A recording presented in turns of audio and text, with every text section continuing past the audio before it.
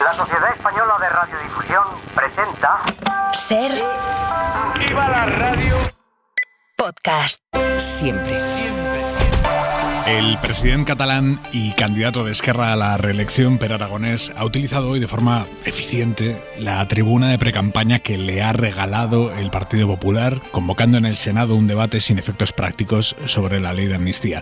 Aragonès ha llegado allí a decir que la amnistía bien, pero que eso ya para ellos es algo ya conquistado, casi amortizado, y que a por lo que van ahora es a por una financiación singular para Cataluña y más a largo plazo a por un referéndum de autodeterminación, cosa que el PSOE ha vuelto a rechazar hoy. Somos tajantes sobre eso, ha dicho la portavoz socialista Esther Peña.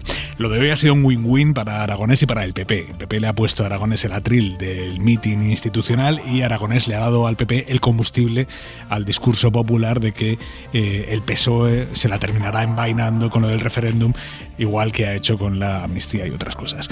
Ha pasado otra cosa en el Senado esta tarde que ha tenido bastante menos repercusión. Y es que el PP se ha abstenido en una iniciativa para pedir más financiación para la UNRWA, la Agencia de la ONU para los Refugiados.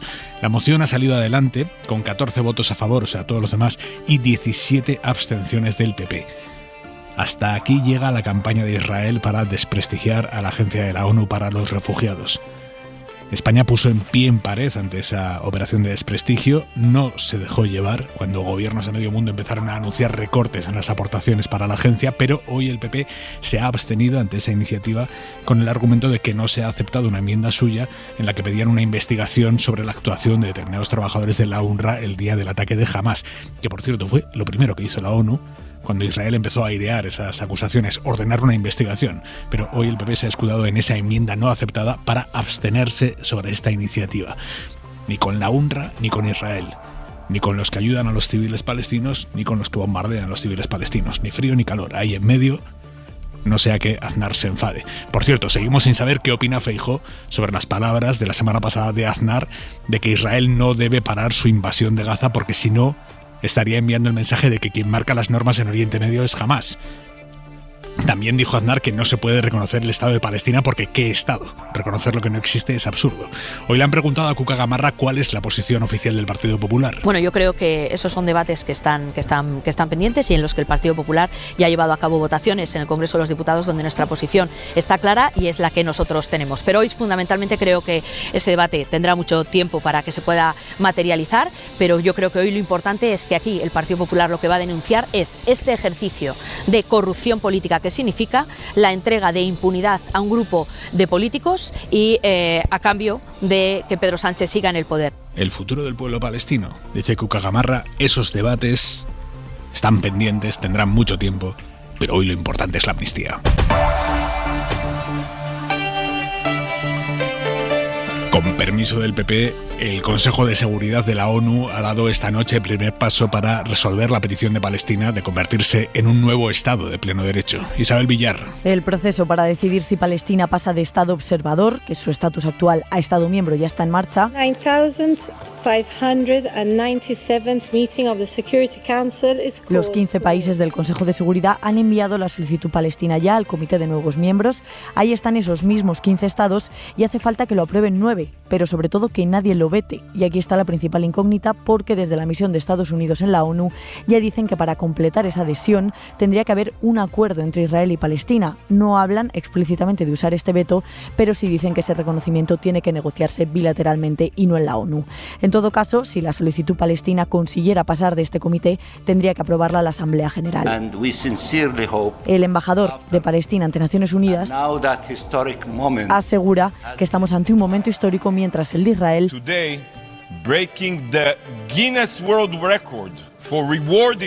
ha dicho que la ONU ha roto el récord Guinness de recompensar al terrorismo por abrir este debate. Asegura que reconocer Palestina es una violación clara de la Carta de la Organización y que si Hitler estuviera vivo elogiaría a Naciones Unidas. Sobre el terreno, Netanyahu asegura que ya tiene fecha para invadir Rafah, al sur de la Franja de Gaza. Lo dice cada vez más acorralado por sus socios de ultraderecha que amenazan con retirarle el apoyo si no da este paso, como le pide la comunidad internacional, porque en Rafah hay 1 millón de refugiados que huyeron al sur por los ataques en el norte. Así que Netanyahu afirma que la victoria requiere entrar para eliminar ahí batallones terroristas. Hay una fecha segura, aunque sin especificar cuál. Lunes 8 de abril, en la mesa del análisis, esta noche el subdirector del Diario de Sevilla, Juanma Marqués. Marqués, ¿cómo estás? Buenas noches, Aimar. Adjunto al director del diario.es, Esther Palomera, buenas noches. Buenas noches, Aimar. Y adjunto al director del Español, Fernando Garea, muy buenas noches. Hola, buenas noches. Y en la Contra de Hora 25... Hoy Sanidad ha dado el primer paso para quitar las marcas y los logos de los paquetes de tabaco, que todos los paquetes sean iguales por fuera, neutros, sin que ponga ahí en grande o Lucky o Marlboro o lo que sea, ¿no? Que estéticamente las cajetillas sean idénticas, con enormes advertencias sanitarias, sin medio centímetro para reclamos de marca, para atractivos de marketing. El Ministerio lo que ha hecho ha sido sacar a consulta este asunto, que es el primer paso para legislar sobre el tema. Manuel Javois, buenas noches. ¿Qué tal, Aimar? Buenas noches. ¿Qué te parece a ti? Se trata de eliminar el glamour, pero llevan no sé cuántos esfuerzos millonarios han hecho en campañas para tratar de disolver todo el glamour que ha traído gracias al cine, gracias a esa posición grácil con las manos fumando el humo a media luz saliendo de la boca en décadas. Fíjate, tenemos a los gobiernos avisando de que permite la venta de un producto que mata, según se anuncia en su cubierta, y haciendo todo lo posible al mismo tiempo porque no se venda con una mano, que no se venda con una mano, mientras con la otra hacienda recoge la enorme recaudación hecha con él. Cada vez se fuma menos, eso es un hecho, y la especie humana hasta en sus mejores épocas da pasitos hacia adelante, ¿no? Pero yo creo que ese vicio irresistible para tantos no se terminará hasta que no se terminará incluso con la cara del fumador en la cajetilla y en el cuerpo de un enfermo. Fíjate, ahora de lo que se trata poco a poco es de eliminar el rojo Marlboro, el rojo Lucky, el azul Ducados, ¿no? Yo creo que lo de las compañías tabacaleras ha sido el gran milagro, uno de los grandes milagros del marketing en el siglo XX. Te convencieron de que un producto carísimo que te deja los dientes amarillos, que te hace apestar la boca y la ropa y que a veces te deja un cáncer de pulmón, es algo guay, da buen rollo, tiene charm, ¿no? Durante todo el siglo XX te convencieron de que eso era así. Se trata ahora de desconvencer a la gente.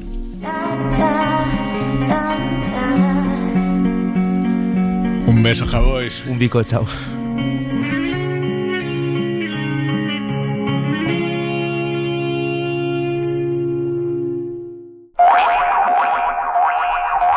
El gobierno va a cargarse las Golden Visa, que es el sistema por el que a cada extranjero que se compra una casa de más de 500.000 euros se le da automáticamente el permiso de residencia en España. Esto es algo que aprobó el gobierno de Rajoy en plena crisis para atraer inversores. Países como Portugal, como Irlanda, que también lo aprobaron en su día, lo han terminado quitando, principalmente porque se ha demostrado que infla el precio de mercado de la vivienda. Así que el Consejo de Ministros empezará mañana los trámites para eliminarlo en España. En definitiva, lo que queremos es poner alfombra roja para quien venga a España a crear empleo, a invertir en innovación, a dinamizar nuestro tejido productivo y no para quienes simplemente buscan especular con un bien como es la vivienda. Este será un paso más en el ámbito legislativo que se une a un esfuerzo inversor desde el Gobierno de España en vivienda asequible sin precedentes. ¿Qué análisis te merece, Marqués? Bueno, es verdad que esta norma se aprobó en el año 2013 en un contexto de crisis del sector inmobiliario y de crisis financiera, y pudo tener alguna justificación, aunque llevaba el agravio dentro de su ADN. Es decir, mientras hay gente que muere en el estrecho de Gibraltar ahogado por intentar llegar a España, pues a otros le entregaban la visa por el hecho simple de tener mucho dinero. Se ha demostrado en algunas capitales, básicamente en Lisboa, en Portugal, que sí que estaba ayudando muchísimo a inflar los precios. Lisboa, los precios de alquiler de las viviendas y los precios de las casas es desorbitado. Y hay, antes de esta decisión del gobierno, una recomendación de la Comisión Europea para limitar estos favores. Ahora bien, yo creo que si el gobierno de España tiene una voluntad seria, que parece que es así, de fomentar la vivienda asequible en España, tiene que actuar del lado de la oferta. Hay un desequilibrio anual de unas 200.000 viviendas entre las que se necesitan y las que realmente se construye, y mientras no se ponga a disposición del mercado nuevas viviendas, nuevos suelos, yo creo que estaremos, pues bueno, dándole vueltas a un asunto como se hacía en Berlín en los años 70 o 80. Berlín, claro, tenía unas condiciones muy particulares, ¿no? Que estaba rodeada de un muro por el régimen de la Alemania comunista del Este, y entonces, bueno, es precisamente la ciudad donde surge el movimiento Ocupa. Yo creo que España, que es muchísimo más grande que Berlín y tiene muchísimas zonas desocupadas, algunos al lado de las grandes ciudades, creo que es el momento de liberar suelo, al menos para la construcción de vivienda, porque solamente actuando por el lado de la oferta se conseguirá una bajada de precios. Palomera. Pues a mí me parece que la decisión va en la dirección correcta, en lo que recomendaba, como recordaba Marqués, la Comisión Europea, de ser bastante más exigentes en la concesión de las Golden Visa, este instrumento que se aprobó para que el Estado, el gobierno español, hiciera caja en los momentos de crisis.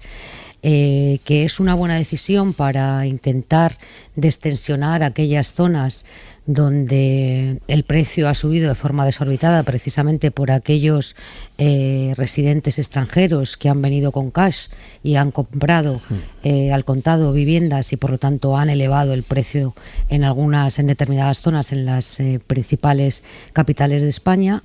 Estoy de acuerdo en que efectivamente hay que complementar con otro tipo de decisiones, como es la construcción de vivienda pública, pero también es cierto que este gobierno, aun siendo plenamente consciente que el gran problema social de este país en este momento es el derecho a la vivienda, creo que también es muy consciente de que por la parte competencial de la Administración General del Estado tiene muy limitadas las actuaciones que puede implementar. Es decir, las competencias de vivienda y las competencias de suelo o de calificación de suelo siguen dependiendo de las comunidades autónomas. Incluso en la aplicación de la ley de vivienda, que se ha quedado excesivamente corta a la vista de los resultados que está empezando a dar, ya ha tenido problemas con determinadas comunidades autónomas que se niegan incluso a calificar o a aprobar la calificación de zonas tensionadas en aquellas áreas donde el precio de la vivienda está desorbitada, o a limitar los alquileres turísticos, y por lo tanto yo creo que este tipo de decisiones, este tipo de medidas, además de ir acompañadas con la construcción de vivienda pública, que eso sí lo puede hacer el Gobierno de España, tendría que ir acompañada de la revisión de otras actuaciones en coordinación con las comunidades autónomas, o por lo menos de obligado cumplimiento para las comunidades autónomas. Sí, a mí me parece muy bien que se suprima, porque siempre me ha parecido un instrumento, además de injusto, casi obsceno, como explicaba antes Marqués. Según las condiciones en las que llegues a este país, tienes derechos diferentes que si llegas a buscarte la vida, huyendo de dificultades o lo que sea. Yo creo que esto, que puede sonar demagógico, es absolutamente real con este instrumento.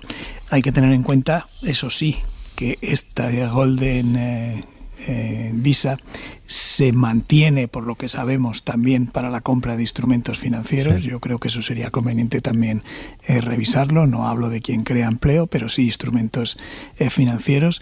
Hay que recordar a veces, cuando hablamos de vivienda y de especulación, algo que se nos suele olvidar es que la Constitución expresamente habla de que los poderes públicos tienen que acabar contra la especulación del suelo y de la vivienda, y yo creo que esta es una forma de acabar con ello bastante evidente.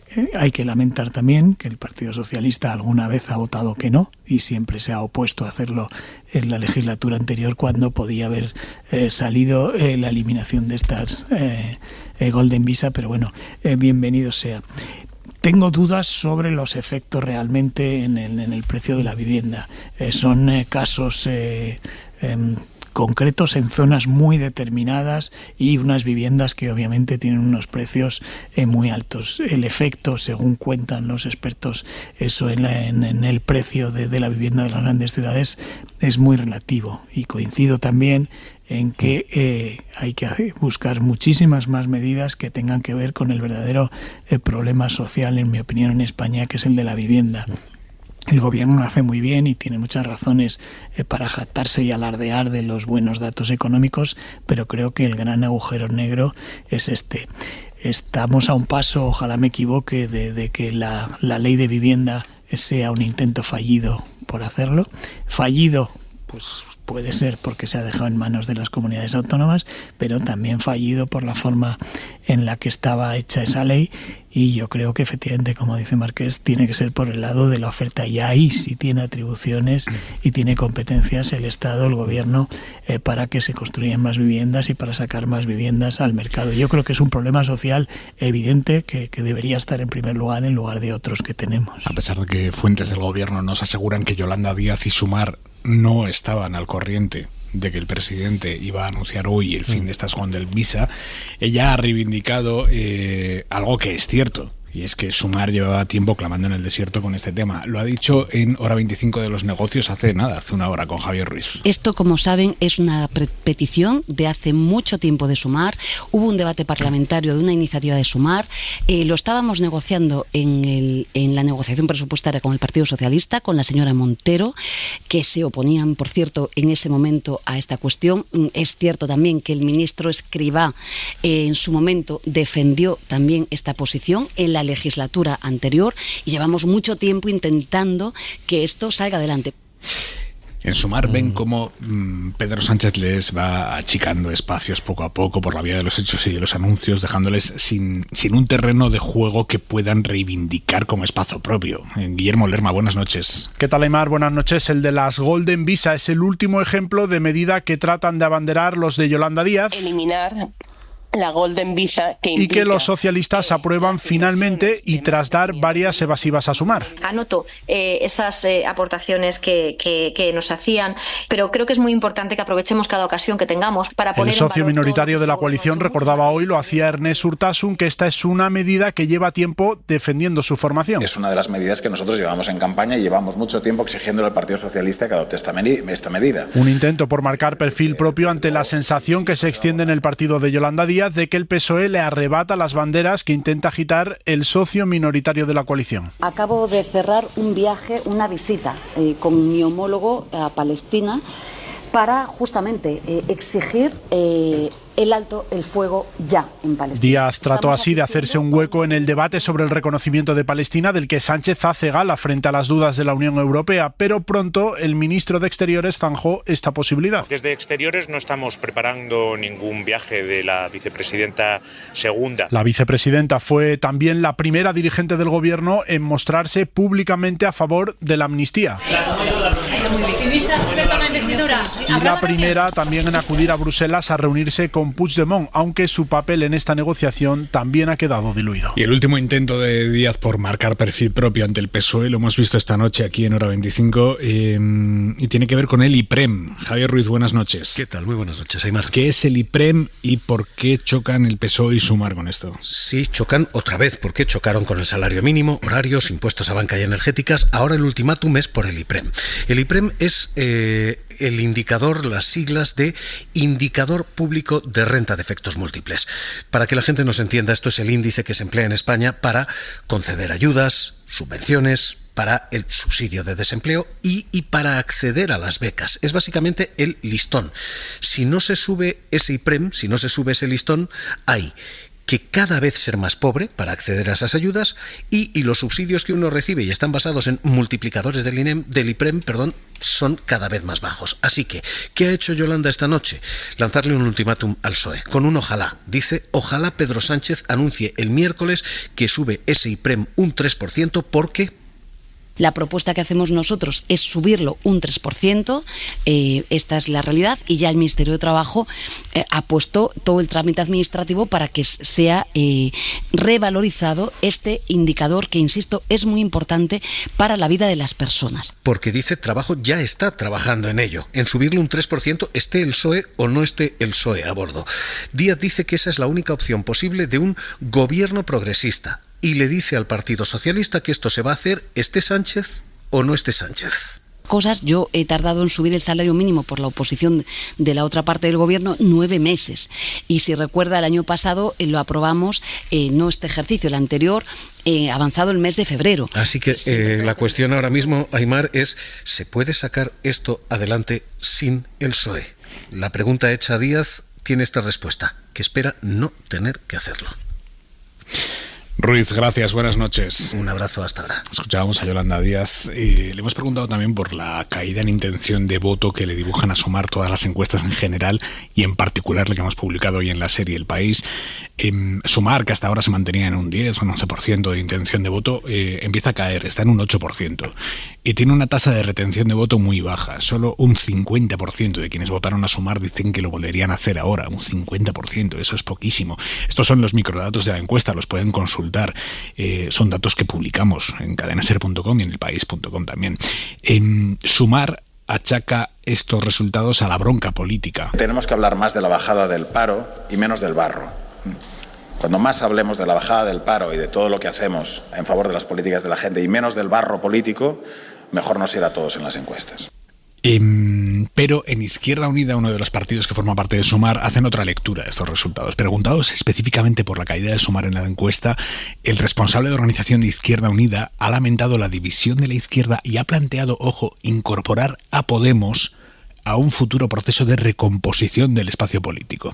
Ana Fernández Vila. Si en Izquierda Unida lo tienen claro, creen que la división de la izquierda les está penalizando y señalan directamente a Sumar. No se hicieron las cosas bien, dicen, y ahora toca volver a integrar a Podemos y a los partidos que se han ido dejando por el camino. Ismael González, coportavoz. Un proceso de suma es un proceso de suma y no puede ser un proceso donde se pierdan a compañeros y compañeras. Entendemos que los compañeros, no solo los de Podemos, sino otras organizaciones, a futuro tienen que estar en un proceso de recomposición de la izquierda transformadora. En Sumar hacen oídos sordos. Y en Sumar está todo el que quiere estar. Quien no está en Sumar es porque así lo ha decidido. Y ve las críticas de IU como parte de su estrategia de presión en la negociación de la lista de las europeas, un melón que los de Yolanda Díaz no terminan de cerrar y que tiene a todos sus socios peleando por los puestos de salida, mientras en Podemos se frotan las manos. No nos vamos a meter en las discrepancias o en los disensos que puede haber en otros espacios políticos, como en este caso parece ser que pasa en Sumar. Los morados descartan, eso sí, cualquier acercamiento a Sumar y mantienen su hoja de ruta. ¿Qué recorrido tiene este llamamiento de Izquierda Unida a recomponer la unidad de la izquierda transformadora, como la llaman ellos, con Podemos, Palomera?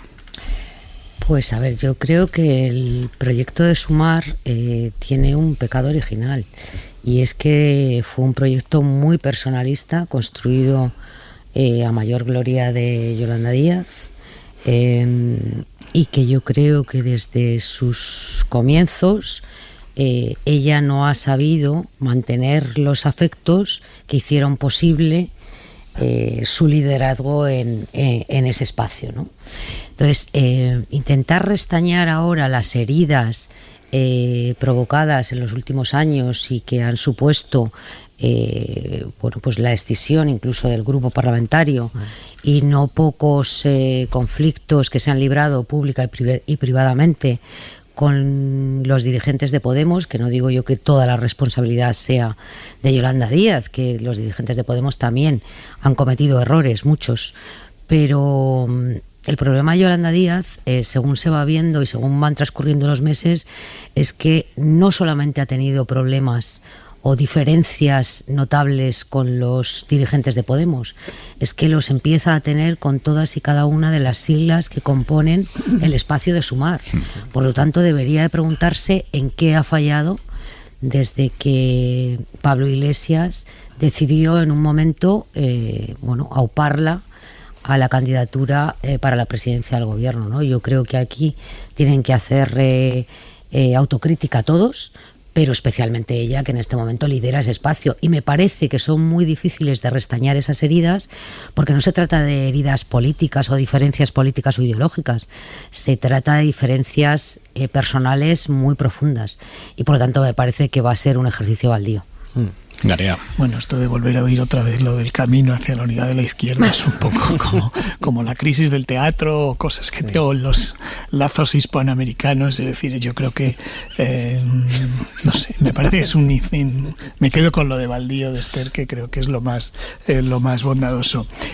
Yo creo que es verdad que hay una situación objetiva mala para Sumar y para ese espacio, que tiene que ver con una polarización tremenda entre la derecha y el Partido Socialista, y eso hace que les sea muy difícil sacar cabeza y encontrar hueco por donde colarse. El Partido Socialista, además, ya no tiene ninguna clemencia como la tuvo antes de las elecciones generales, que le daba, digamos, bazas a Yolanda Díaz porque le interesaba promocionarla.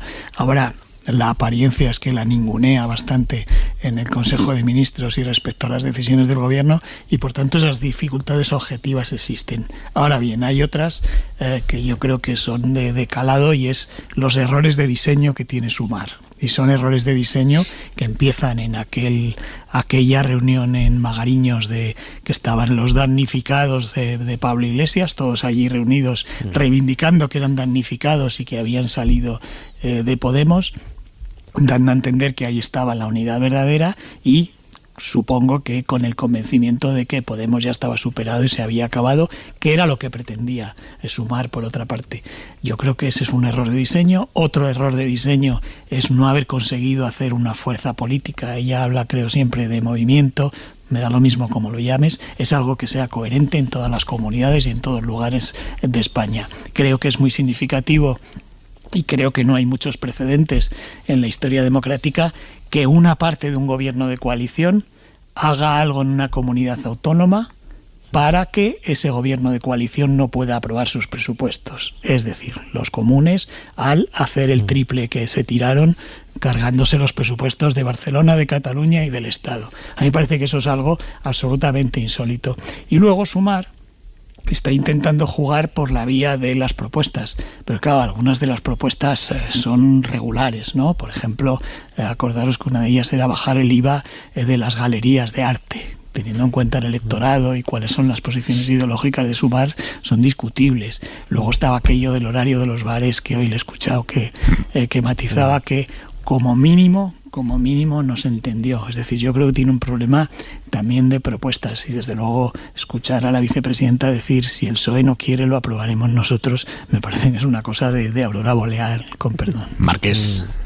De aquí a junio en España va a llover barro todos los días. Lo digo por las declaraciones del ministro. Y a medida que se van sucediendo las elecciones, que son las que están motivando esta caída del barro, me refiero a las elecciones, las autonómicas que hemos tenido, las que vamos a tener, y finalizar con las elecciones de junio, el problema es que Sumar en estas elecciones se va demostrando que cuenta muy poco. Ha pasado en Galicia, que se han quedado fuera del Parlamento gallego, a pesar de que la lideresa es de esta comunidad autónoma. Les va a ocurrir en el País Vasco y en Cataluña, como ha explicado Garea, pues va a ganar Comunes, que no es exactamente lo mismo que Sumar, y que acaba de hacerle una pequeña jugarreta, vamos a dejarlo ahí. Lo de Izquierda Unida tiene su sentido, es cierto. Izquierda Unida, de los 6 eurodiputados que tiene Sumar, bueno, lo que es Sumar en estos momentos, 2 son de Izquierda Unida. Y el problema de Yolanda Díaz, como ha contado Esther, es que los que están ahora mismo dentro, pues comienzan a moverse. Los partidos que forman parte de Sumar comienzan a tener problemas entre ellos por asegurarse o por defender la cuota que inicialmente tenían. Y yo además creo que Sumar tiene un problema con su aliado, con su socio, que es el Partido Socialista, que básicamente está dedicado a jugar el partido en el área de la izquierda, o de la izquierda más, no voy a decir la extrema izquierda, porque no es la extrema izquierda, pero sí del campo de juego de la izquierda más caliente. Yo creo que equivocadamente, después comentaremos el sondeo vuestro, Aymar, pero yo creo que claramente el Partido Socialista está jugando ahora mismo en el territorio de Sumar, lo cual me lleva a mí a la conclusión de que la cosa tiene que estar para el Partido Socialista bastante mal, no solo lo que muestra la encuesta de la SER y del País, sino que realmente los propios sondeos que tiene Moncloa, efectivamente se está produciendo un trasvase de la zona más moderada o más central del Partido Socialista hacia el Partido Popular o hacia la abstención. ¿Es algo que preocupa en Moncloa, Garea? Sí, les preocupa.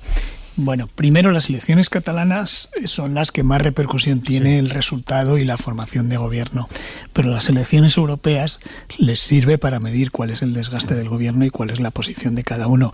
Digamos que es una especie de gran encuesta que se hace y que es inapelable por los resultados, porque votan todos los ciudadanos, o pueden votar todos los ciudadanos. Son unas elecciones, además, en las que es imposible apelar al voto útil, no está en riesgo ningún gobierno inmediatamente, y el castigo, digamos, que es gratis a los gobiernos, y por eso a los gobiernos les suele ir mal las elecciones europeas. Y eso en Moncloa les preocupa. Tienen encuestas que ha llegado esa ventaja del Partido Popular sobre el Partido Socialista a en torno a 7 puntos, lo cual es muchísimo. La encuesta del País y la SER de hoy, por ejemplo, me parece muy indicativa de esto. Y de hecho hay un dato que me resulta muy sorprendente, que es el enorme trasvase que hay de votantes del Partido Socialista de las generales hacia el Partido Popular. Porque claro, en un análisis un poco frío, en la línea de lo que decía Marqués, supongamos que el Partido Socialista se ha ido más hacia la izquierda, más ortodoxa, por decirlo de alguna forma, y que el centro se le está yendo. Pero es que si con esos datos de la encuesta, esos votantes teóricamente de centro se están yendo hacia un Partido Popular que, digamos, que no está manteniendo precisamente una oposición moderada y de centro. Palomera. Luego me parece muy significativo ese trasvase.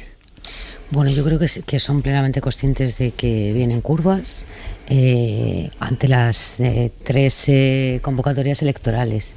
Es verdad que en las vascas, que son las primeras que se van a celebrar, la expectativa del Partido Socialista es mantener la posición y seguir siendo determinante para la gobernabilidad en el resultado de después de las elecciones vascas. En Cataluña, aunque son bastante más optimistas, yo soy de quienes creen que cualquier escenario que resulte de las elecciones catalanas es muy complicado para el gobierno de Pedro Sánchez, gobierne o no gobierne Salvador Illa en la Generalitat. Me parece que puede tambalear el tablero de las alianzas en el Congreso, cualquiera de los resultados que salga de las urnas de las elecciones catalanas.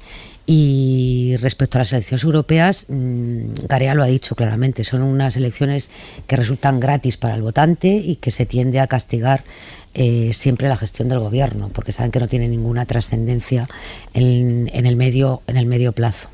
Bien, es verdad que la encuesta que hoy se ha publicado es incluso bastante más condescendiente con la posición en el tablero electoral del Partido Socialista que otras que manejan incluso en el propio Partido Socialista. Hay preocupación, y hay preocupación no solamente por ese trasvase que decía Garea del votante del Partido Popular al Partido Socialista, sino porque lo que pierde Sumar tampoco termina de capitalizarlo el Partido Socialista. Dame un segundo, Palomera, porque pasan 4 minutos de las 10:30 a las 9:30 en Canarias, y tenemos 2 noticias de última hora. La primera nos lleva a Ecuador.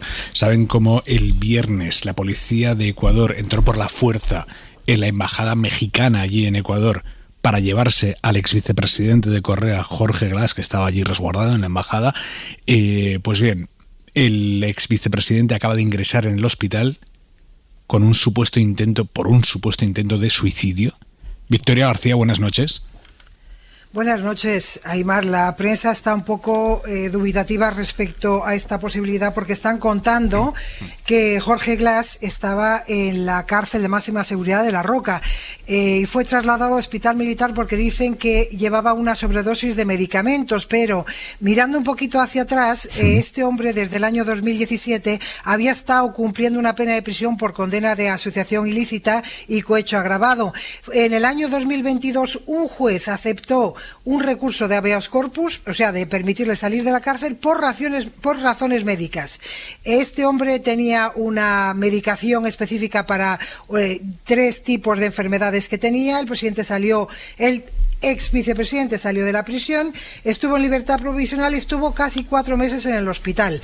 ¿Vale? Entonces, ahora hay medios que dicen que es el modo que ha tenido Jorge Glass de hacer una llamada al mundo por el hecho de que se haya violado la delegación diplomática mexicana donde estaba refugiado. Ecuador dice que no tenía derecho a ese refugio porque había una sentencia ya del Tribunal Supremo que le había condenado definitoriamente para que entrara en prisión, y ahora lo último que sabemos es que está en el hospital debido a una supuesta sobredosis de medicamentos, pero todos los medios ecuatorianos todavía están siendo un poco cautos. Todas las posibilidades, todas las versiones están abiertas. Vicky, gracias, buenas noches.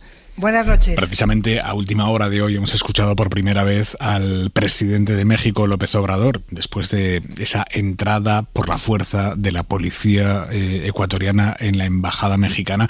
Esto de que la policía de un país entre por la fuerza a sacar a alguien de la embajada de otro país en su territorio, esto es absolutamente impensable en un país que respete la legislación internacional. Bueno, pues López Obrador, como digo, en sus primeras reacciones públicas tras este episodio, ha dicho que la mayor parte de la comunidad internacional les está apoyando a ellos, a los mexicanos. Porque fue una violación flagrante a nuestra soberanía, al derecho de asilo y a las normas y leyes internacionales. Fue un acto autoritario. Ni Pinochet, el temible Pinochet y otros se habían atrevido a eso. Y la otra noticia de última hora de la que les hablaba nos lleva hasta Málaga, porque sabíamos que este fin de semana había muerto una mujer, teóricamente mientras realizaba prácticas sexuales extremas. Pues bien, todo apunta a que se trata de un caso de violencia de género. De hecho, el juzgado que lo investigaba se acaba de inhibir en favor de otro de violencia machista. Jesús Sánchez, última hora. Pues el juez del juzgado de guardia de Málaga es el que ha decidido finalmente que se investigue como un caso de violencia machista. La Policía Nacional, como decías, Aimar, detuvo a este hombre, abrió una investigación para tratar de esclarecer las circunstancias de la muerte de esta mujer de 43 años, que al parecer podría haber fallecido tras practicar juegos sexuales extremos, según siempre la versión del marido. Los hechos ocurrieron este fin de semana en la capital malagueña, en una vivienda turística. Ambos son extranjeros y, como decimos, este ciudadano norteamericano ahora está siendo investigado por un delito de homicidio.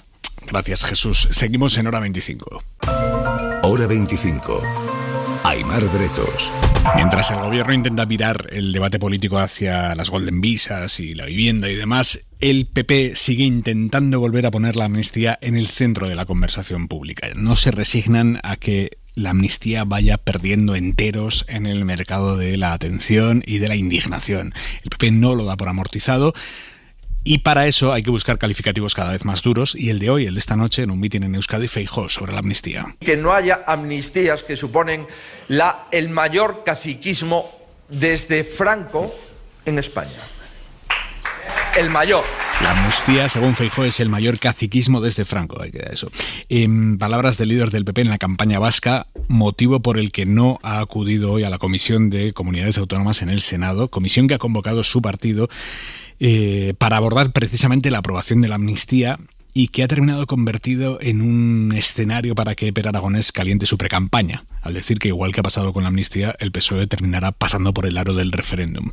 Josué Coello, buenas noches. ¿Qué tal, Aimar? Buenas noches. En el enésimo rechazo público del PP a la amnistía, de nuevo en el Senado, su cámara fetiche, la jornada contó con un invitado que desplegó todo su catálogo para esta campaña electoral, Pere Aragonés. L'amnistia és inevitable, com ho seran el finançament singular i el referèndum. Porque si el presidente catalán quería trolear a los populares, a quien pareció querer trolear fue al gobierno, ausente en la Cámara Alta y objetivo de buena parte de las palabras de Aragonés. I construir acords que representin la voluntat àmplia, transversal i majoritària de la ciutadania de Catalunya democràticament expressada. Literalment, aquesta darrera frase és la que es desprèn dels acords d'investidura del Partit Socialista amb el grup d'Esquerra Republicana. Del PP escuchamos sus clásicos contra la amnistía en boca de 6 de sus varones autonómicos, aunque con algunas ausencias significativas, y con la presidenta madrileña marcando la pauta contra el gobierno y contra el independentismo. Estamos ante un golpe contra la unidad nacional, la democracia y el Estado de Derecho, programado y por etapas. En un PSOE sin apenas representación, fue Juan Espadas quien criticó esta pinza y lanzó un aviso a Aragonés. Que en campaña electoral viene hoy a hablar solo a su votante y solo de su libro, referéndum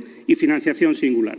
Pues ya le digo yo que mi grupo no apoyará ni una cosa ni la otra. Con un mes por delante para la tramitación de la amnistía en el Senado, en el PP repiten, Aimar, que agotarán todas las vías legales para evitarlo. Allí en el Senado hemos escuchado al senador del PP, Antonio Silván, hacer una reivindicación de la legitimidad del Senado en contraposición con lo que sale del Congreso. En el Congreso es el prófugo Puigdemont quien decide lo que se aprueba.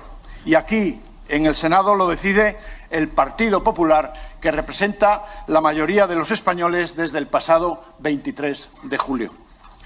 Y ya les adelanto, señorías del Grupo Socialista, el Grupo Parlamentario Popular va a seguir defendiendo con todos los medios e instrumentos legales nuestro Estado de Derecho, nuestra Constitución y, por supuesto, nuestras comunidades autónomas. Hay un pulso llamativo entre PSOE y PP sobre cuál de las dos cámaras que forman el Parlamento español es depositaria de la legitimidad derivada de la soberanía popular. Hace unos días escuchábamos a Félix Bolaños en Onda Cero. Y hay una mayoría parlamentaria de 178 votos frente a 172 que quiere la amnistía y que aprobará la amnistía. En el Congreso, por tanto, en el Senado es justo al revés. Bueno, pero es que la soberanía nacional reside en el Congreso de los Diputados. ¿Y en el Senado?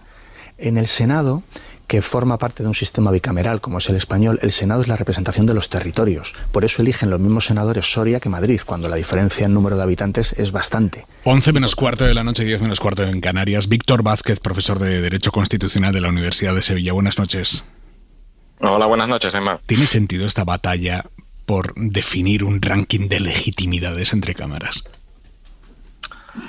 No, pero bueno, yo creo que por la coyuntura ahora era prácticamente inevitable.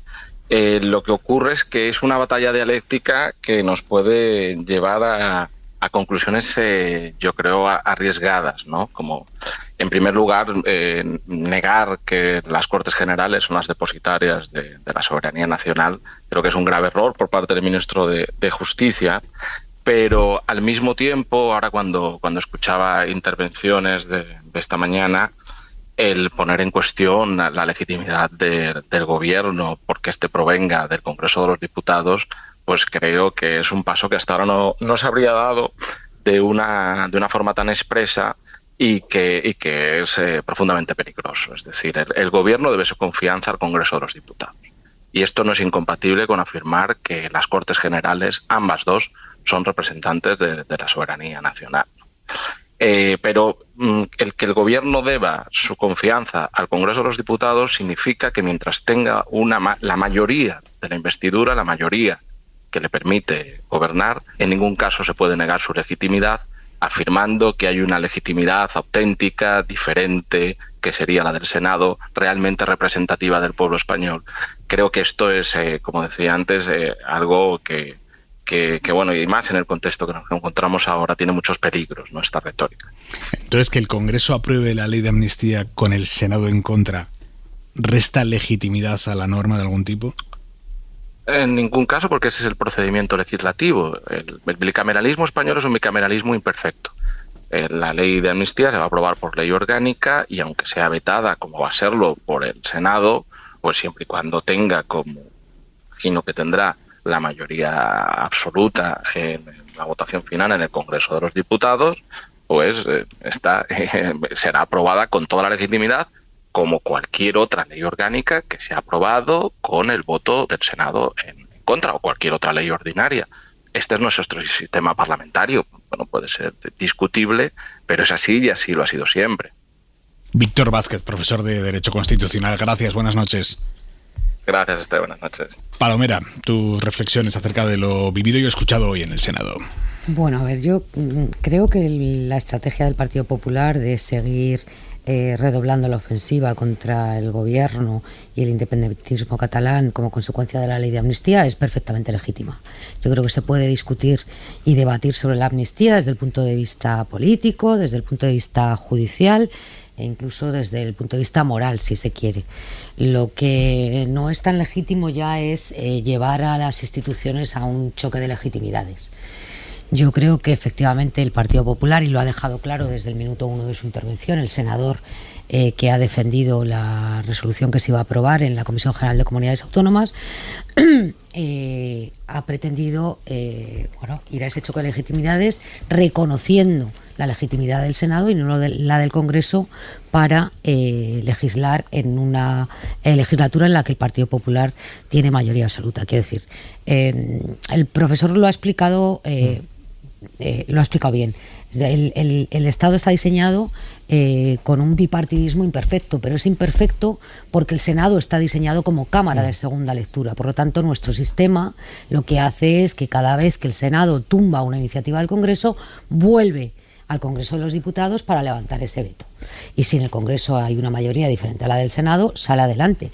Pero eso es tanto como aceptar o no las reglas del juego constitucional. Y parece que el Partido Popular no está dispuesto a esto. Respecto a lo que ha ocurrido hoy en el Senado, yo creo que al Partido Popular no le ha salido bien en la estrategia que pretendía hoy, por varios motivos. Uno, porque su llamada a rebato para que todos los varones autonómicos acudieran a la cita del Partido Popular para este debate en la Comisión General de Comunidades Autónomas se ha saldado con la ausencia de 5 varones no menores, uno de ellos el presidente de la Junta de Andalucía, que ha alegado motivos de agenda y que su agenda era hoy compartida con el presidente del Gobierno. En segundo lugar, porque creo que han dejado la iniciativa o el protagonismo de esta sesión en la presidenta de la Comunidad de Madrid, que no pasa por sus mejores momentos. Desde luego está en baja forma, se ha visto hoy, y porque además no es capaz de hilvanar un discurso serio, riguroso y contundente respecto a la ley de amnistía. Quiero decir, utilizar el comodín de ETA, como ha vuelto a utilizar hoy Isabel Díaz Ayuso, lo que añade es frivolidad a ese debate y lo que añade es banalidad al discurso estratégico del Partido Popular. Por lo tanto, yo creo que hoy, más allá de que el señor Aragonés haya tenido un escenario que le ha servido de altavoz en el arranque de su campaña electoral para confrontar con Junts o para erigirse en el partido hegemónico del independentismo catalán, al Partido Popular no le ha ido bien en el día de hoy. Marqués, ¿lo compartes? No. Siento en este caso, vamos, no sé cómo el rédito para el Partido Popular, pero creo que Pere Aragonés ha roto el argumento, el esquema que tenía planteado el Partido Socialista, que era ningunear a esta comisión del Senado, que por otra parte efectivamente no tenía nada que decidir en este asunto. Creo que la mejor argumentación que se ha escuchado en contra de la ley de amnistía es la que ha expresado hoy Pere Aragonés. La mejor. Ha dicho, uno, la ley de amnistía es una enmienda a la totalidad de la sentencia del Supremo, es decir, no es solo una medida de gracia, sino es una corrección al Poder Judicial. Y segundo, aquí no acaba esto, sino que es inevitable no solo el referéndum de independencia, sino el cupo catalán o la financiación singular para Cataluña. Yo creo que Juan Espada, que estaba hoy ejerciendo de portavoz en el Senado mientras Pedro Sánchez estaba inaugurando unas obras del metro en Sevilla, cuando quizás debería de haber sido al contrario, pues se le habrán puesto las orejas como a un lince de Doñana cuando ha oído hablar de la financiación singular para Cataluña, porque el asunto de la amnistía erosiona al Partido Socialista, pero el asunto del cupo catalán, de la financiación singular de Cataluña o cualquier otro sustituto es letal para el Partido Socialista. Letal. Absolutamente letal. O sea, algo por lo que el resto de las comunidades autónomas y aquellas donde el Partido Socialista ha tenido algún tipo de poder y de presencia, como en Andalucía, pues sería prácticamente destruir al PSOE. Lo que yo no acabo de comprender es hasta dónde están dispuestos los aliados del gobierno y los socios del gobierno a terminar de erosionar al Partido Socialista, porque claro, lo de trolear que os dijo a vosotros, Aimar, Pere Aragonés no es que haya troleado al PP, es que ha troleado al Partido Socialista. Y sobre el Senado y el Congreso, yo creo que el profesor Víctor Vázquez lo ha dejado completamente claro. La soberanía nacional reside en el pueblo y se expresa en dos cámaras, pero hay una cámara, que es el Congreso de los Diputados, que es el que elige al presidente del gobierno y el que sustenta la legitimidad del gobierno. Ahora bien, una vez dicho esto, no creo que el Senado tampoco sea una cámara menor ni algo para obviar. Garea. Bueno, yo creo que el debate de las dos cámaras creo que lo resuelve la propia Constitución, que textualmente dice que la soberanía nacional reside en las Cortes, y como las Cortes son Congreso y Senado, no hay más que hablar, creo, desde mi punto de vista.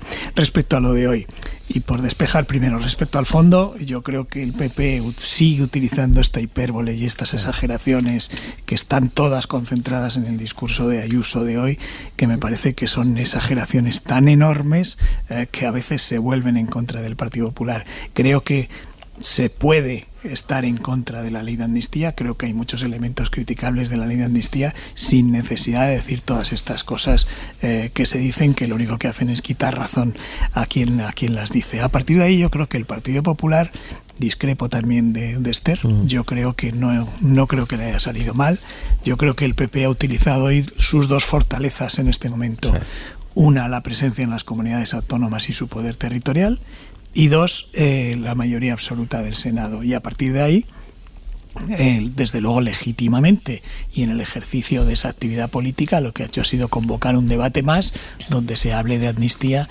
que le interesaba.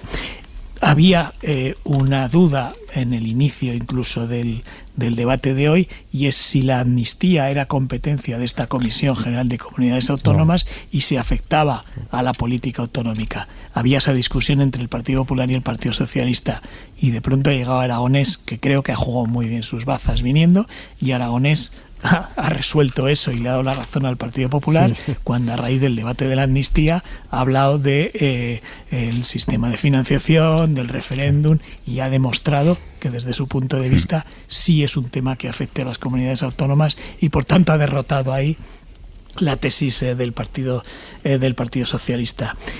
Yendo al Partido Socialista y en particular al Gobierno, yo, que soy del plan antiguo, creo que siempre hay que ir a las instituciones y a los debates, por sistema. Y creo que hoy tenía que haber estado el Gobierno, que además tenía una posición muy defendible, defendiendo la vía, digamos, intermedia entre la radicalidad de Aragonés y la radicalidad del Partido Popular, que por cierto es lo que defiende el PSC en las elecciones catalanas. Yo creo que tenía una vía enorme, y yo creo que tenía que haber estado el Gobierno y haber intervenido el Gobierno, porque acudir siempre, aunque consideres que con tu presencia legítima es un uso espurio de la institución. Pero ¿qué es eso del uso espurio? Hay un partido que tiene una mayoría en la mesa y convoca unos debates siempre que no sean ilegales, que le convienen, de la misma forma que el Partido Socialista, que con sus aliados tiene mayoría en el Congreso, convoca unas comisiones de investigación, por ejemplo, sobre la policía patriótica, la cuarta que convoca sobre eso, porque cree que le va a ser rentable políticamente. Entonces, ¿qué hace el Partido Popular? Dice, yo no participo de eso. No, hay que ir y participar. Hablando de comisiones de investigación, hoy el PP ha dado a conocer su lista de comparecencias pedidas, y por lo tanto las que serán, porque el PP tiene mayoría absoluta en el Senado, en la comisión de investigación del caso Koldo.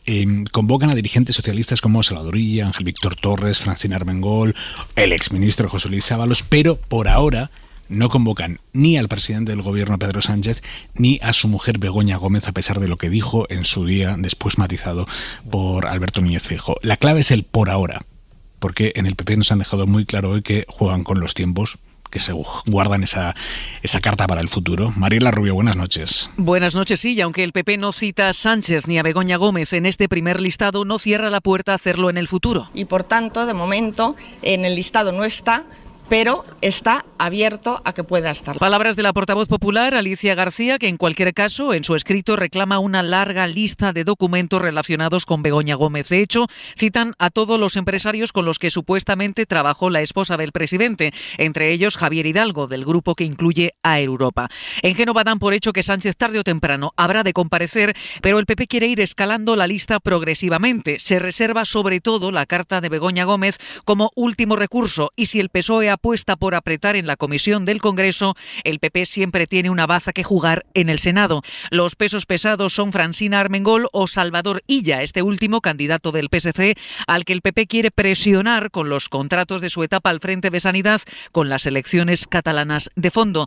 También llamarán a varios ministros, a Óscar Puente, a Fernando Grande Marlaska o a Ángel Víctor Torres, y además el PP citará a José Luis Ábalos y al actual secretario de organización del PSOE, a Santos Cerdán. Por supuesto, se llamará al propio Koldo García, y precisamente por sus presuntas relaciones con este último, los populares citarán también a Luis Rubiales. Hora 25.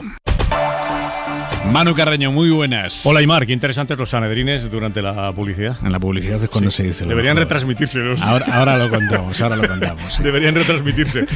Bueno, mientras la gabarra ya se está poniendo en su sitio, después de 40 años, ¿vas a ir a Bilbao? ¡Hombre! Obvio. Mientras la gabarra se pone a punto, allí estaremos nosotros, el jueves haciendo el larguero en Bilbao. Si te quieres venir, estás invitado. Sí. Además de eso y de la última hora, ¿me ibas a añadir? Nada. Además de la resaca de la fiesta, Marcos Llorente esta noche en el larguero, porque el miércoles juega el Atlético de Madrid. Y ya vamos a hablar con el lateral, centrocampista, delantero, todo menos portero, lo hace de todo. Y por supuesto, previas del Real Madrid-Manchester City de mañana. Han hablado esta tarde Ancelotti y Pep Guardiola, así que a las 11:30 les escuchamos. Hasta luego, Manu. Adiós, Aimar, chao. La ropa para mañana, Jordi Carbo, buenas noches. Buenas noches, pues aparcamos para un par de días la ropa de verano y recuperamos, como mínimo para mañana por la mañana, también la mañana del miércoles, la ropa de invierno. Aunque parezca mentira, mañana a primeras horas tendremos incluso heladas en la mitad norte de la península, en el interior, sobre todo en Castilla y León. Y en el resto del país, donde no bajen mucho las temperaturas, será porque hará viento, de manera que, insistimos, mañana a primeras horas, ropa que nos abrigue. Después nos espera en general una jornada soleada, siendo abril el sol calienta ya mucho, de manera que durante la tarde al sol el ambiente será agradable, con algunas excepciones. En el Cantábrico más oriental, el Valle del Ebro, también en Cataluña y en general en el Mediterráneo, viento fuerte que dará sensación de ambiente fresco, también chubascos en el Cantábrico más oriental y en la mitad este de Cataluña. Hasta mañana, Carbó. Adiós. Que me marcho ciertamente contento, con la satisfacción y con la sensación de marcharme con el deber cumplido, con la tranquilidad de conciencia. Así se despedía Ardanza de la Lehendakaritza. Ha muerto hoy José Antonio Ardanza. Fue el Lehendakari que más tiempo estuvo al frente del gobierno vasco, desde el 85 hasta el 99.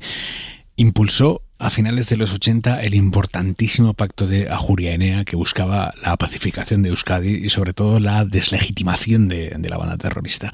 Consiguió que todos los partidos, menos Herri Batasuna, firmaran aquel acuerdo crucial para el fin de la legitimidad de la violencia entre la sociedad vasca. David Yurrem. Tras una larga enfermedad ha fallecido el lehendakari que salvó al PNV cuando el partido se rompió en dos, que lideró la mesa de Ajuria Enea en una de las etapas más violentas de ETA, que encabezó los primeros gobiernos de coalición con el Partido Socialista y que alentó el entendimiento entre diferentes. Aprendamos de nuestras experiencias anteriores y de la actual catalana. Sin pacto no habrá solución. Defendía hace unos años, ya retirado en la política en el Parlamento Vasco, su muerte irrumpido en plena campaña electoral. El PNV ha guardado un minuto de silencio en el mitin de esta tarde con Ortúzar muy emocionado. Aprendimos de él una cosa: siempre se puede salir de una cosa mala y hay que mirar adelante. Trabajó sin descanso por la paz y la convivencia, ha dejado escrito el lehendakari. También ha ensalzado su figura el ex lehendakari Patxi López. Fue un lehendakari que entendió perfectamente que el diálogo entre los distintos es la mejor herramienta para construir un país. El presidente Pedro Sánchez también ha recordado a Ardanza, al igual que el presidente del PP, Núñez Feijóo, de campaña en Euskadi. Me parece que todos aquellos demócratas que lucharon contra ETA merecen un respeto, y desde aquí el respeto del Partido Popular. Arnaldo Otegi, por su parte, se ha limitado a transmitir su pesar a la familia. El gobierno vasco ha decretado 3 días de luto oficial. El Palacio de Ajuria Enea, que dio nombre a la mesa que lideró Ardanza, acogerá este miércoles la capilla ardiente. Ramón Jáuregui, buenas noches, Gabón. Gabón, buenas noches. Usted trabajó con Ardanza, pactó con Ardanza, fue vicelehendakari de Ardanza. ¿Con qué se queda de la figura de José Antonio Ardanza? Bueno, reivindico a un hombre que fue un hombre de paz y fue un hombre de pacto y fue un hombre de pluralidad también. Yo creo que se ha dicho bien. Él hizo de líder, aunque no era su natural, porque le tocó. Cuando el PNV se rompió, y fue un momento dramático para un partido tan, digamos, vertebrado como el Partido Nacionalista Vasco, pues le llamaron a él para ser lehendakari.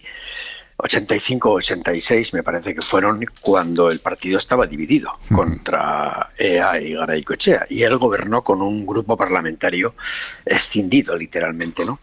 Y luego hicimos el pacto efectivamente en el año 86, cuando el PSE ganó las elecciones con 19 diputados. El PNV tenía 17 y EA tenía 13, y nosotros pactamos con ellos, y mucha gente nos preguntó, ¿pero por qué cedisteis la presidencia al lehendakari al PNV? Teniendo 2 diputados más que el PNV, ustedes le dieron la lehendakaritza al PNV. ¿Por qué? Pues porque pensamos en el país, de verdad. Nosotros estábamos con la convicción de que llevábamos un mal camino para acabar con la violencia. El país estaba totalmente fracturado, no había unidad entre los demócratas, había un nacionalismo que en cierto modo extendía un caldo de cultivo comprensivo hacia la violencia. En fin, era un desastre, ¿no?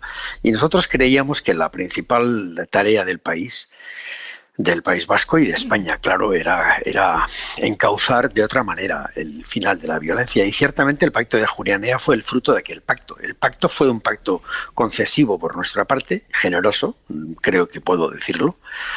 Mucha gente no lo entendía, pero se vio el fruto enseguida, porque el Pacto de Ajuria Enea, que se produjo 7-8 meses después del acuerdo de coalición, fue la constatación de un giro copernicano, de un punto de inflexión histórico, porque a partir de ese momento el nacionalismo vasco lideraba lo que usted mismo ha dicho, la deslegitimación, el rechazo, la condena a los actos terroristas, y el Lehendakari lideraba la unidad de los partidos políticos democráticos vascos. Y eso fue un punto de inflexión decisivo.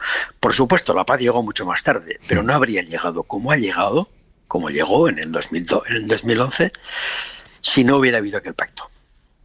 Ramón Jáuregui, gracias, buenas noches. Encantado. Mañana llega al Congreso, al Pleno del Congreso, la iniciativa legislativa popular que pide una regularización extraordinaria de la situación de los cerca de 500.000 de personas extranjeras que viven en España sin papeles. Es una iniciativa que han impulsado varias ONGs. La Iglesia está apoyándola con muchísima fuerza. Y sobre todo es una iniciativa que ha conseguido reunir más de 700.000 firmas, que se dice pronto. Esto no es nada común. En las iniciativas legislativas populares 700.000 firmas es una barbaridad. Bueno, esto quedó en un cajón por la convocatoria de las elecciones, ahora se retoma y mañana el Pleno va a debatir y votar su toma en consideración. Digamos que es como el primer paso. El PSOE, nos dicen, votará a favor de este primer paso, pero después tiene intención de enmendar la iniciativa porque creen que choca con las leyes europeas. Nicolás Castellano. Solo la irrupción de la extrema derecha, del miedo y la falta de valentía de los grupos de la izquierda han frenado las regularizaciones extraordinarias como vía para que muchos ciudadanos adquieran sus plenos derechos. Desde que España aprobó su primera ley de extranjería en este periodo, en 1985, son 6 las regularizaciones que se ha puesto en marcha en nuestro país y ha permitido que casi 1.200.000 personas hayan accedido a un permiso de residencia desde 1986 hasta el año 2004. Unas regularizaciones que hicieron tanto el Partido Popular con José María Aznar, que hizo la primera en 1996 con casi 22.000 regularizados, y también 2 más en el año 2000 y en el año 2001 vía reglamento con casi 232.000 extranjeros que obtuvieron su documentación. Y también Zapatero hizo la última llamada normalización o regularización en el año 2005, en el que casi 500.000 de personas accedieron a la residencia. Es lo que quieren ahora estos colectivos, más de 700.000 firmas, una de las iniciativas parlamentarias populares con más firmas en la historia de la democracia reciente, y que piden eso, que miles de personas de todo perfil, muchos vulnerables, adquieran por fin sus derechos. Lo dice Edith Espino, de la plataforma Regularización Ya. Las 700.000 firmas son de personas españolas que entienden que las personas migrantes que residen en este país sin documentación son sus vecinos y vecinas. Según este colectivo, hay más de 500.000 de personas en España que estarían en situación irregular. El PSOE, de momento, asegura que votará a favor de la admisión a trámite. Como digo, la Iglesia Católica ha decidido ponerse detrás, claramente, apoyar esta iniciativa legislativa popular que pide la regularización de estas más de 500.000 personas en situación irregular.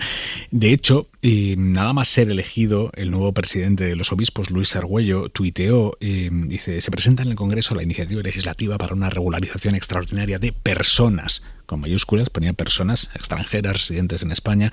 La dignidad humana nos pide acoger, proteger, promover e integrar a estos vecinos, muchos de ellos menores. Esto lo puso en sus redes sociales el nuevo presidente de los obispos españoles. Y se le cae el alma a uno a los pies al leer las respuestas que obtuvo ese mensaje del presidente de los obispos. Decía: Argüello, te ataba yo a una soga, cuando te pasen a cuchillo a ti que te defienda la conferencia islámica, traidor. Estamos siendo racialmente sustituidos, los obispos sois cómplices, mételos en tu casa, impresentable. A los curas follanegros os vamos a deportar también. El mal se esconde agazapado al calor de las buenas intenciones. Un obispo progre es un infiltrado del enemigo. Cuando los rojos empiecen a matar curas como en el 36, os va a defender vuestra puta madre. Estas son algunas de las respuestas que obtuvo el presidente de los obispos por defender esta regularización. ¿La verán nuestros ojos, Garea? No, desgraciadamente no. Sí que hay una cosa interesante en lo que ocurra en la votación de esta semana. En otras iniciativas legislativas populares ni siquiera se admitían a trámite y hubo una especie de consenso siempre de los partidos de que, dado el esfuerzo que supone esa recogida de firmas, al menos se admita a trámite para que haya un debate en el Parlamento sobre esas iniciativas que se presenten. Parece que es el caso, que es admitirlo a trámite para que se discuta, pero sinceramente por lo que vemos en los últimos años, y cuando digo últimos años incluyo la legislatura en la que estamos, la anterior y las anteriores cuando estaba el Partido Popular, digamos que la política de inmigración de los diferentes gobiernos no va en la línea de esa iniciativa legislativa popular, por decirlo suavemente, y por tanto creo que tienen muy pocos visos de salir adelante. Y además tampoco veo, con perdón, desde el punto de vista político, al gobierno, al Partido Socialista metiéndose entre muchas comillas en este lío, para que se entienda. Esther. Bueno, yo creo que esa admisión a trámite puede conducir a un camino que acabe en la frustración, porque puede dar la sensación de que la iniciativa puede llegar a buen término y no parece que vaya a cristalizar en una regularización de la inmigración irregular. No solamente porque para el partido o para los partidos en el gobierno puede suponer un debate complicado en estos momentos y a pocos meses de las elecciones europeas, donde la inmigración se ha convertido en un elemento de debate, sino porque yo creo que en el propio Partido Socialista hay una contradicción, puesto que hay ministros como el ministro Escrivá, que siendo ministro de Trabajo y Migraciones en la legislatura anterior reconocía abiertamente que España para crecer necesita inmigración y que nunca ha sido más próspera que cuando ha tenido inmigrantes al frente de las cifras más altas, de las cotas más altas en afiliados de la Seguridad Social, y sin embargo hay una regulación europea que impide las regularizaciones masivas de inmigrantes. Por lo tanto, no hay ninguna posibilidad de que esta iniciativa llegue a buen puerto o que cristalice en una decisión que acabe con esa regularización. Bien, es verdad que desde el punto de vista electoral a la izquierda le puede venir bien la celebración de ese debate para poner negro sobre blanco o para poner en un aprieto a la derecha española. No tanto a Vox, que es clarísimamente contraria a la regularización de los inmigrantes e incluso a la llegada de inmigrantes, pero sí puede poner en una delicada situación al Partido Popular, que, como hemos visto en estos asuntos y en otros muchos, se mimetiza mucho con el discurso de Vox. Márquez. La posición de la Iglesia española tiene mucho que ver con la posición que mantiene el Papa, que mantiene el Papa Francisco, que es claramente proactivo a favor de la inmigración y completamente se ha convertido en un denunciante poderoso de las tristes penurias que pasan todos los inmigrantes que quieren llegar a los países más avanzados económicamente. Posiblemente es verdad que la Unión Europea pues no permite estas regularizaciones masivas, pero tarde o temprano habrá una y habrá otra y habrá otra en España, porque es un fenómeno de la migración que irá increciendo a lo largo que pase el siglo XXI.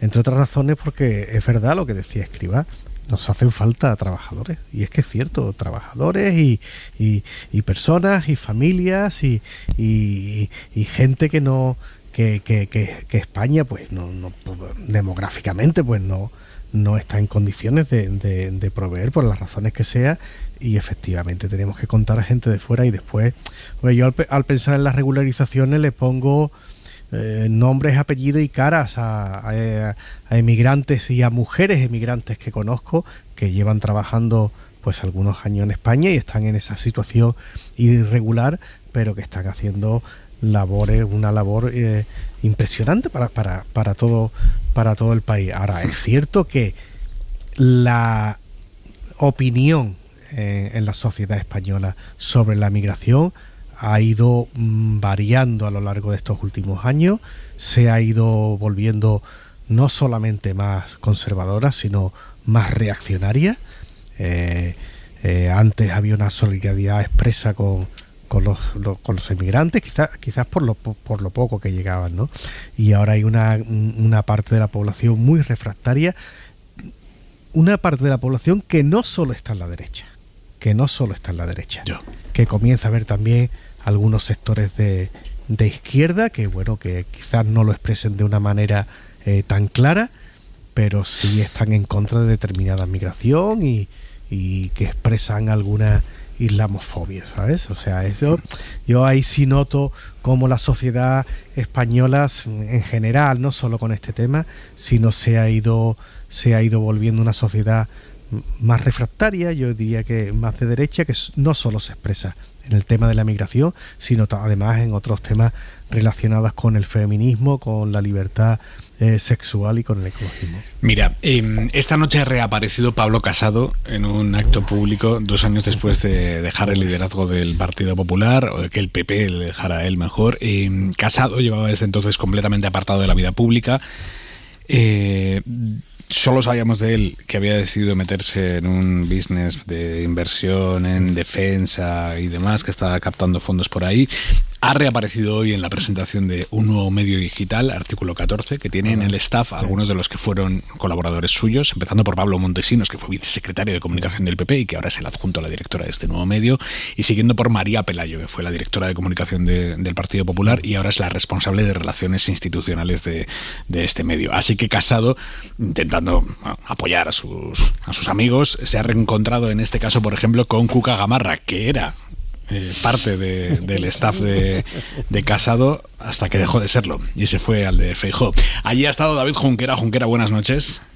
Buenas noches, sí, Casado ha vuelto, pero bueno, tampoco nos vengamos muy arriba, ha vuelto por un ratito muy breve, aunque la verdad es que ha supuesto un momentazo fugaz, pero un momentazo sobre todo muy significativo para los que hemos cubierto información del PP en estos años tan puñeteros. Ya sabéis que las agendas de los políticos se estiran como un chicle y muchos días se acaban así, Aimar, en eventos a los que no apetece acudir en demasía, pero que también van en la nómina. Era un poco el papel de Cuca Gamarra esta noche, que ha asistido a la presentación de Artículo 14, pero que quería irse prontito, teniendo en cuenta que esta semana pues tenemos mambo en el Congreso. Antes de hacer mutis, cuando ya estaba a punto de ganar la puerta de salida, se ha topado con Pablo Casado, el hombre que la rescató de la candidatura de Soraya Sáenz de Santa María, la colocó en su cúpula y luego vio cómo cambiaba de cúpula, se iba a la cúpula de Feijóo. Ha sido un chispazo, un encuentro cordial con su salsita de tensión, pero aparentemente agradable, entre el PP que fue, el que es y el que pudo ser. Un Casado feliz, que no ha querido pararse delante de los micros, que ha departido con buena parte de los representantes populares en el acto,